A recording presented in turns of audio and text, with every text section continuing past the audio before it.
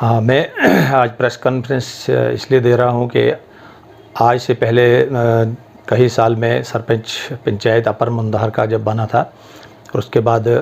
वहाँ पे एक जीआरएस मोहम्मद शफीक जिसकी ड्यूटी वहीं पे थी, तो उसने जो काम किए मेरे दौरान में, मेरी सरपंची के दौरान में, तो ठीक काम निकले। उसके बाद जब हमारी पावरें 2016 में बंद होगी, सीज़ होगी, तो उसके बाद 2016, 17, 17, 18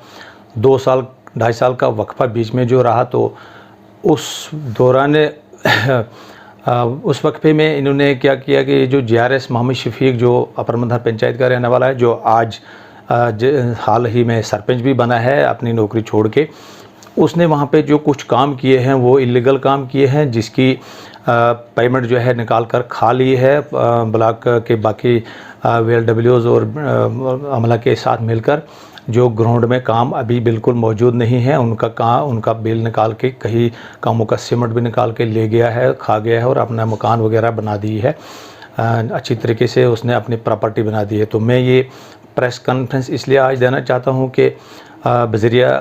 आपके माध्यम से, आपकी मीडिया के माध्यम से मैं एडमिनिस्ट्रेशन को ये वाज़ेह करना चाहता हूँ कि उन कामों की पूरी वेरिफिकेशन होनी चाहिए जो 2 साल में 2.5 साल में उसने काम इलीगल किए हैं और पैसा निकाल के खा लिया है और वो ग्राउंड में काम नहीं है। और आज की डेट में उसने जो इलेक्शन लड़ा और 11 साल जब उसने नौकरी की, एक जीआरएस जिसकी तनख्वाह बहुत कम थी, 3,000 या 4,000 से वो शुरू हुआ और 7,000 तक उसने अपनी नौकरी छोड़ दी। 11 साल में उसने कहाँ से इतनी प्रॉपर्टी बनाई, उसकी भी वेरिफिकेशन होनी चाहिए और उसकी प्रॉपर्टी चेक की जाए, ताकि ऐसे लोगों को अगर लगाम गवर्नमेंट ना लगाए, एडमिनिस्ट्रेशन ना लगाए, तो फिर दुनिया में यहाँ कोई भी किसी किस्म का ये नहीं होगा, कंट्रोल होगा। एक जीआरएस जिसकी 11 साल सर्विस है और वो इस वक्त करोड़पति है और आज वो करोड़पति बन के इलेक्शन लड़ा और सरपंच बना, तो ये इसकी वेरिफिकेशन मैं ज़रूरी करवाना चाहता हूँ एडमिनिस्ट्रेशन से भी और गवर्नर इंतज़ामिया से भी ये बोलना चाहता हूँ आपके चैनल के माध्यम से कि इसकी वेरिफिकेशन होनी चाहिए। जो काम इसने गलत किए हैं उसकी भी वेरिफिकेशन होनी चाहिए और जो इसने फ्रॉड किए हैं वो भी होनी चाहिए और ख़ासकर फिर इसकी प्रॉपर्टी चेक की जाए कि जब ये नौकरी नहीं कर रहा था उस दिन इसकी कितनी प्रॉपर्टी थी और आज ये नौकरी छोड़ के सरपंच बना और ये करोड़पति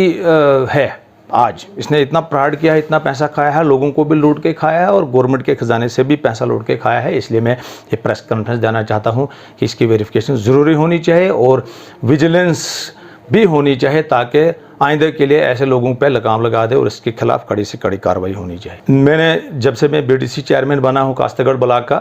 तब से मैंने जब काम चेक किए इनके 2 साल के जो पिछले, जो मैंने बताया कि 2016 से 2018 जब तक दोबारा इलेक्शन PRI के हुए, तो उन 2 सालों में मैंने जो भी काम चेक किए तो वो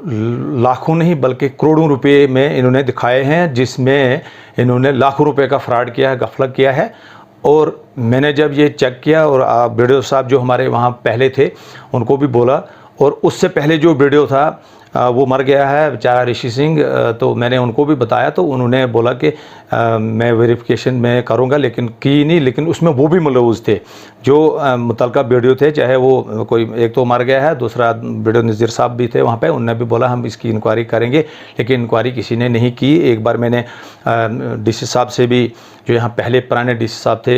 वो उनसे एक बहुत बड़ी कंप्लेंट भी दी कि इसकी वेरिफिकेशन की जाए। उन्होंने BDO साहब को वेरिफिकेशन के लिए लिखा, लेकिन वो वेरिफिकेशन नहीं हुई, जबकि कुछ कम्युनिटी हॉल हैं, पैसेंजर शेड हैं और कुछ नालाबंदी है, कुछ कलवर्ट्स हैं जिनका अभी काम ही नहीं हुआ था और उन्हें पेमेंट निकाल के खा ली थी। तो मैंने देखा, तो अब मैंने सोचा कि इनकी इंक्वायरी करने के बगैर तो हम रहेंगे नहीं, और मैं चाहता हूँ कि मैं एज ए BDC चेयरमैन पूरे ब्लॉक की वेरिफिकेशन करवाना चाहता हूं। जो 2016-17 में काम हुए हैं और जो गफले हुए हैं वो सामने निकलने चाहिए और वो रिकवरी उन मुलाजमों को होनी चाहिए जिन्होंने ये लाखों रुपए के गफले करके। दूसरा मेरा ये कहना है कि जब मैं BDC चेयरमैन बना तो मैंने पूरे ब्लॉक का जब ये दौरा किया, अपनी हर पंचायत में गया, हर लोगों से मिला, हर जो PRI के लोग हैं, सरपंच हैं, पंचेस हैं, उनसे मिला, तो वहाँ पे ज़्यादातर मैंने CDF जो MLAs से लाया हुआ है लोगों ने, उसमें ज़्यादातर हमारे कुड़धार पंचायत से जो जीवन सिंह चीप, जिन्होंने अभी बीजेपी के जनरल सेक्रेटरी के ओहदे से इस्तीफ़ा दिया और कांग्रेस में आकर इलेक्शन लड़ा